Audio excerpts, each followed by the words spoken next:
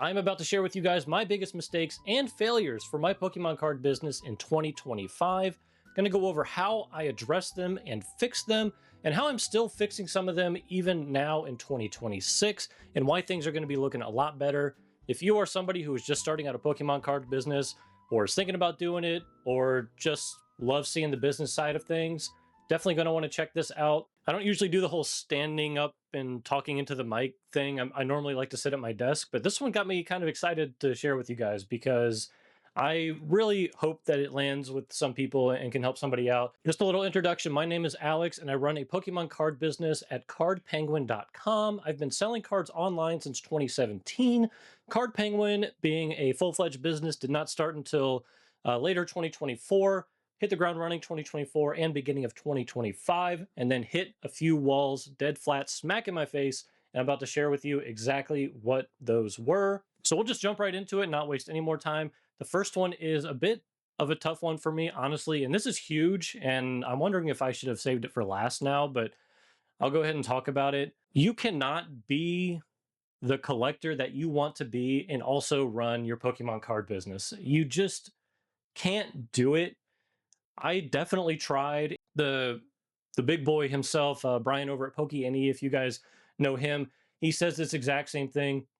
You cannot be a collector and a Pokemon card business owner at the same time, especially starting out. I didn't listen. I came up with every hard-headed excuse why that didn't apply to me, and it put me in a lot of trouble last year. In 2024 and 2025, I bought products for my store that I still have not sold in 2026 right now. And the reason for that is not because people aren't wanting to buy those products. It's because I never put them on my damn website to begin with. Do not do that shit. That is bad. I was bad. I was not thinking like a business in this case. There were items I could not let go of, whether it was out of pure personal enjoyment. Oh, that card's really cool, or this box is really cool. But I don't know if I want to open it. And then, of course, you know, what is that going to be worth in a few years? Like, what kind of profit can I get if I sit on that for a few years? And then we start getting into like the investor talk and all of that stuff. And that's just not a good place to be as a business owner, because that money that might come out of that box in 5 years is doing absolutely nothing for me right now. If I can't apply that profit to growing my business, then what does it matter that it's worth an extra $120 in 5 years, right?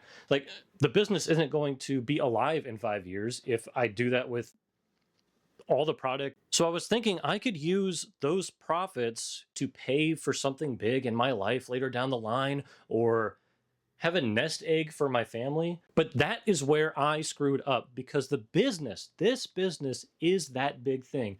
This business is that nest egg for my family, and not just one egg, mind you, the whole damn carton.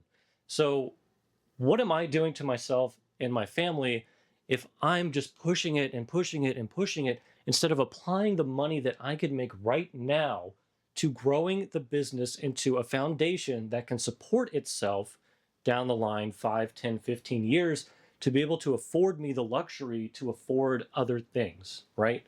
All of that product that I did not want to part with, which we're not talking small numbers here. I mean, we're talking like in the tens of thousands.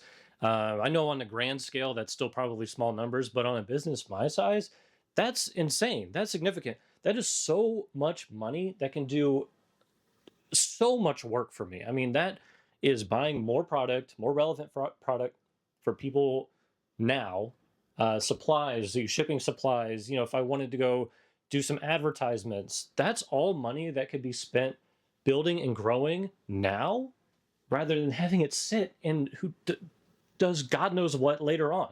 Not to mention, as a business, especially a small business like this, in this kind of volatile market, you want to have as little risk as possible, right? I mean, that's just general advice that everyone can take, right? You want to have as little risk as possible. And if I'm sitting on product, I mean, it's one thing if I can get the product, sell it at a margin, 10, 15, 20% margin, bam, move it, move it, move it, move it, rather than sitting on something for 5 years that I might be able to move at 100%, 120, 150% margin. That asset that I have sitting in my closet or in my storage unit, that all of a sudden is starting to look a lot more like a liability. And you do not want liabilities in business. You want as little liability as possible. You want assets, you want cash flow, you want to bring product in, and you want to sell it. That's what businesses do. That's something that I feel like I know, but it's definitely something I failed at practicing last year. You know, the business is obviously a thing that you want to grow. You know, how are you going to grow it without being able to water it? How can it make money if you just spend it and then hide it away somewhere? I mean, this is an entire year of missed opportunities, not just sales. I mean, we're talking customer engagement, customer traffic. If I buy 100 items and I just sit on them rather than selling them, that's 100 sales that could have gone through my store. Each of them is a happy customer because I take care of my customers. I ship good products. I ship them clean. I ship them nice and neat and protected. They get it. They're happy. They leave a good review.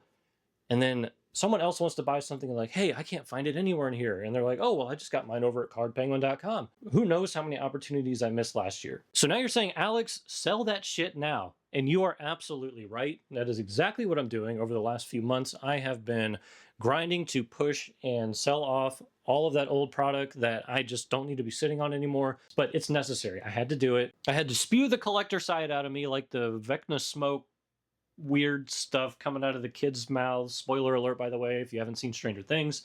But that's what it felt like when I finally realized that I need to get rid of this shit. If you're a small business, you don't get to be sentimental.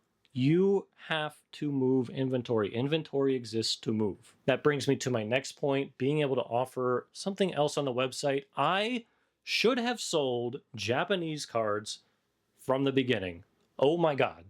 You guys, I don't know what the hell I was thinking not doing this sooner. Honestly, the reason for me not doing it, I was being lazy. Do you know why most people are not buying cards directly from Japan? Because it really is kind of a pain in the ass, and they're scared of getting scammed.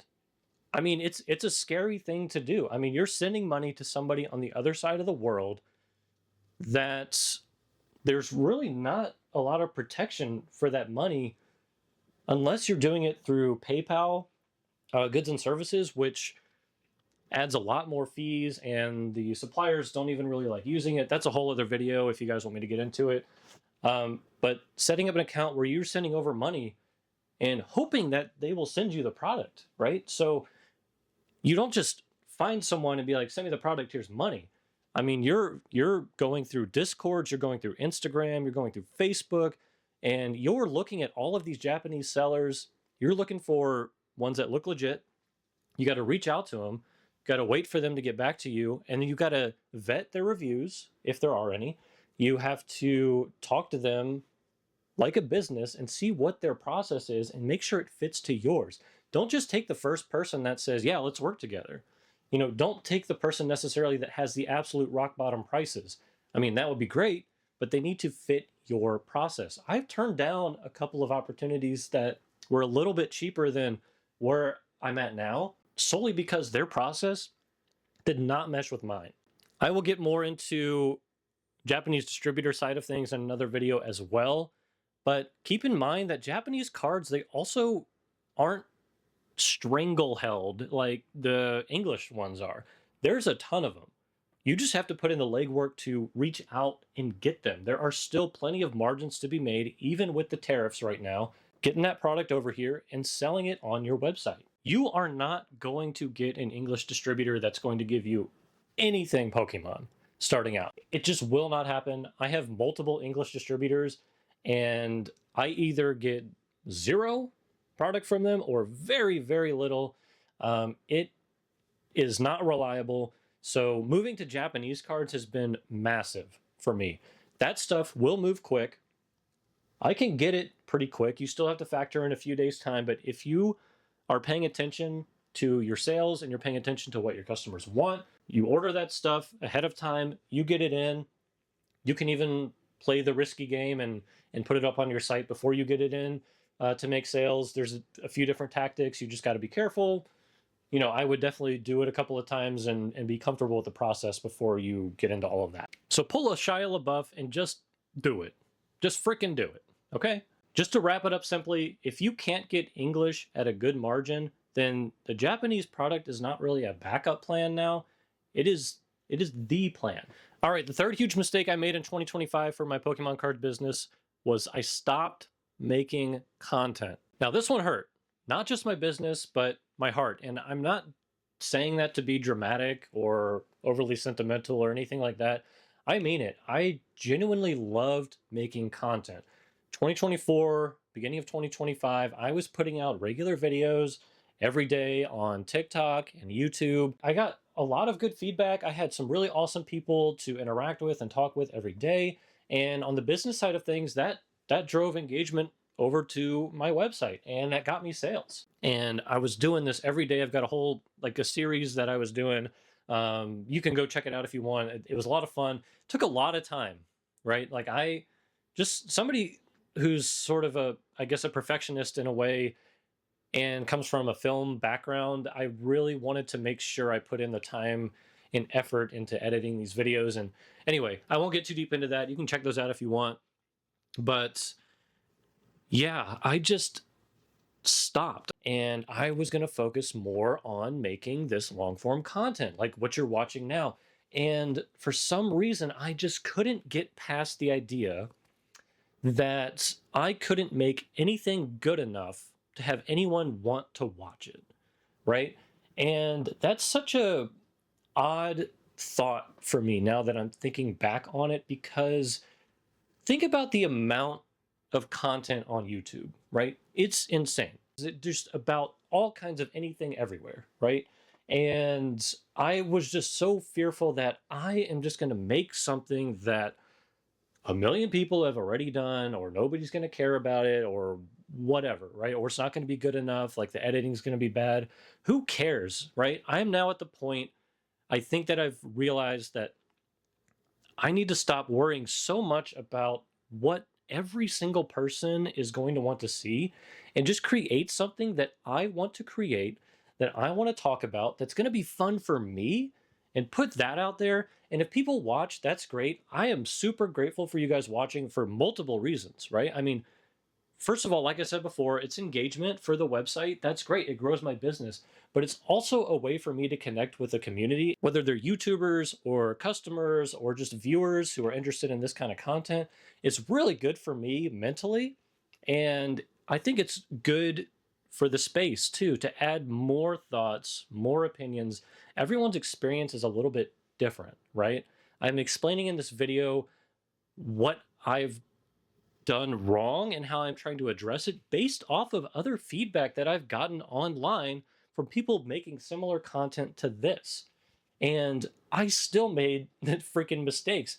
So hopefully this is another way to help somebody else not do that. You can't just throw the website up and hope that people are just going to kind of randomly flock to it, right? I mean, you have to have some sort of driver to the site, right? Content is going to be the biggest one. You know, you can see that. Plenty of other success stories out there. Personally, myself, since I started putting out new content on YouTube and Instagram like I was before, has, by the way, follow me on Instagram if you're not already, Card Penguin TCG. Those have directly related to an increase in engagement on the website. So the more Instagram views I get, or the more YouTube views I get, I am seeing those numbers go up on the website. Site traffic is through the roof, sales are going up, product is moving, and that is how it should be. So make content. I'm having a blast. If you are thinking about it, just do it. So this is the last one I'll talk about for now, just because the video feels like it's getting a little bit long. Don't spread yourself too thin. I spread myself incredibly thin last year in 2025, and I'm talking about what you offer on your website. I started in 2017 selling only Magic and Pokemon, because those were the two things that I played, I collected, I knew all about them. I knew the market, I was interested in them, I had a passion for them. 2024 comes around, I'm starting to turn this into a real, closer to full-time business, and I'm like, hey, all these other websites, because I spent hours upon hours upon hours looking at other people's sites, looking at what they're doing, and seeing what works and trying to piece that together into something that works for me, in a process that works for me. Wow, they're offering Yu-Gi-Oh! And One Piece and Riftbound and this and that. And I'm like, okay, I got to do that so that anyone who comes on my website, they're bound to find something that they like, right? Wrong. Because not only do I have to now spend, guys, I had, for a short time, I had Pokemon, Magic, Yu-Gi-Oh!, Riftbound, like Final Fantasy, Dragon Ball, One Piece, Vice Forts, if I'm saying that right, and freaking Cookie Run. I had the freaking Cookie Run TCG on my website. Do you know how much of those products I sold outside of Pokemon and Magic? Zero. Literally zero. So you have to split that money like 8 or 9 different ways now, instead of just focusing on like Pokemon and Japanese Pokemon. Now you got to spend it on all these other ones that you might not even know about. So like I don't know intimately the community of Vice Forts. I don't know intimately like Yu-Gi-Oh, honestly. And these are all things that take time. You have to know the market for these items, and you have to pay attention to like news and stuff, especially if you're going to be making content like we just talked about. And that is just so much to keep up with. And if you don't have a passion for it, that's going to be even harder, and you're going to get burnt out. I could see myself starting to get burnt out from even just trying to provide the product and see what sets are coming out when, and what might be popular, and who's doing what. It was too much. So quickly, I sold all of it as fast as I could to just whoever would take it. I took losses on some of that stuff, but I came out with it feeling way better. Like that, I just had to boil it back down. I know Pokemon. I'm going to sell Pokemon, and I'm going to do Japanese. And the only exception is probably going to be One Piece. Just my wife and I are really into One Piece, and that's something that there is the passion there, and there is a supply there with my Japanese distributor or supplier. They can get Japanese One Piece, so that is something that I want to eventually move into. But why not perfect or near perfect the current process and products that I have before I can move on to something else and afford it not only financially but mentally and emotionally as well? Just don't spread yourself thin. Just don't. Anticlimactic ending to that point, but hopefully you get what I'm saying. All right, so like I said, it feels like this video has been going on a little bit long. I hope some of those points were helpful to you guys. Either maybe they were new to you, or it's just something you needed to hear again to really drive the point home. I am speaking entirely from experience on this. This is all real and honest, like look into kind of the background of how my business and life is going. And that's sort of the goal of this channel going forward, is to talk about the good and the bad sides of the business at this level of someone who's been doing it a little bit, but I would still consider myself, very much close to the starting line. There's tons of room to grow, and I want to share that experience with you guys every step of the way. And I just really hope that even a few of you out there can get something from it. If you stuck it out and you're still here, I very much appreciate it. Please consider hitting that subscribe button and hit that little bell so you can be notified on my next super cool video for you guys. If you want to check out the website or do some shopping, you can do it at cardpenguin.com. Check out the description down below to get a little discount on your next order. Thanks again for watching. I wish you all the very best, and I will see you in the next one.